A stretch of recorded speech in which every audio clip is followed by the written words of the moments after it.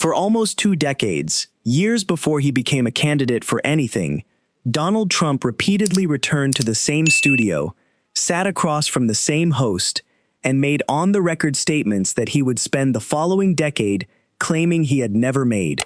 But now, some of those shoot-from-the-lip interviews are being used against the GOP frontrunner. Trump had some startling things to say about women, including his wife, Melania. She must be terrific in bed. She is terrific in bed. Now, she wouldn't want me to say that. She had the height, she had the beauty, she had the skin, the whole thing. She's crazy, but, these are minor details. Trump uses an intern's back to sign a release form.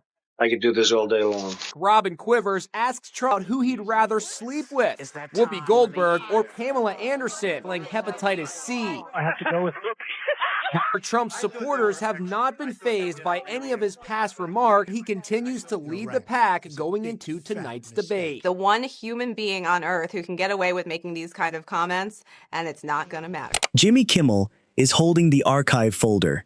11 appearances, 236 minutes of recorded tape, and every minute of that footage still exists. It shows Trump alongside daughter Ivanka joking about being a sexual predator. You know about sexual predators and things like that. I mean, You are one. All right, I was going to say that, but it's true. My daughter is beautiful, Ivanka. By the way, your daughter. She's beautiful. Can I say this? A piece of ass. Yeah. the last couple of years, I go out with somebody, and she's like 21, and she's talking about, what are you doing? She's studying algebra. And, so what? And it's like, it was always embarrassing for me to walk in. It's too young. 30 is like a perfect age. Absolutely. She has enough life experience. Until she's 35. Too much life experience. 35. What is it at 35, Howard? It's called checkout time. I've said that if Ivanka weren't my daughter, perhaps I'd be dating her. Stop it! Oh, it's so weird. Stop it. You know what? You are.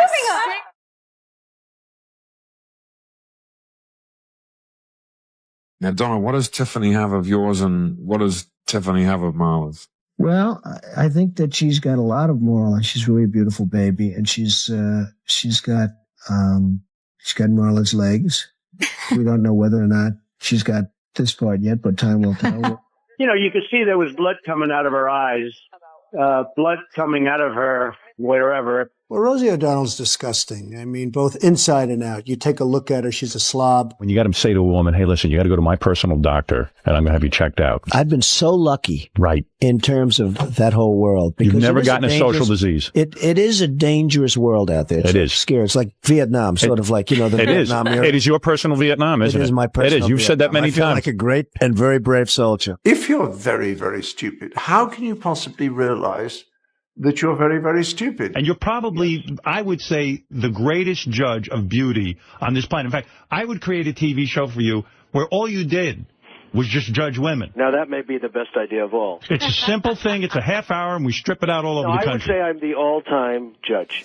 If you're very, very stupid, how can you possibly realize that you're very, very stupid? You own this pageant. You go over, you're meeting the girls and stuff. One of them comes up to you and says, Mr. Trump, you're a very sexy man. You're a beautiful man. You have fantastic hair. Well, you're a powerful man. Right? You're a powerful man. Right. I want to sleep with you. Now, you're not the type that would say no. I don't want to hurt their feelings. Right. No, but I mean, you see a beautiful woman, you want to have that.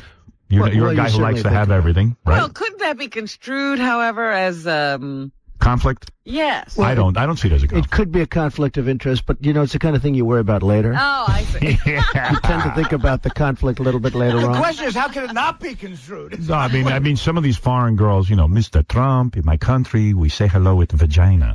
And well, you could also say, as the owner of the pageant, it's your obligation to do that. So you have done that. Now, I'll tell you the funniest is that I'll go backstage before a show. Yes. And everyone's getting dressed and ready and everything else. And, no men are anywhere.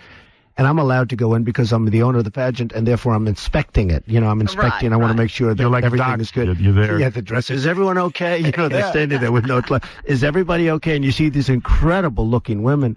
And so I sort of get away with it. No one forced Trump into that chair. No one secretly planted a microphone on him. He arranged the appearances himself, arrived willingly, and kept returning for 18 years, from the 1990s through 2015, right up until the point when he announced that he was running as a candidate for Family and Faith. Kimmel opens the folder to interview number 4, 1997. If you grew up in a time when statements made on live radio were treated as a person's actual words, not something a campaign could later dismiss as a character he happened to be playing, then this archive looks very different from how it did at the time.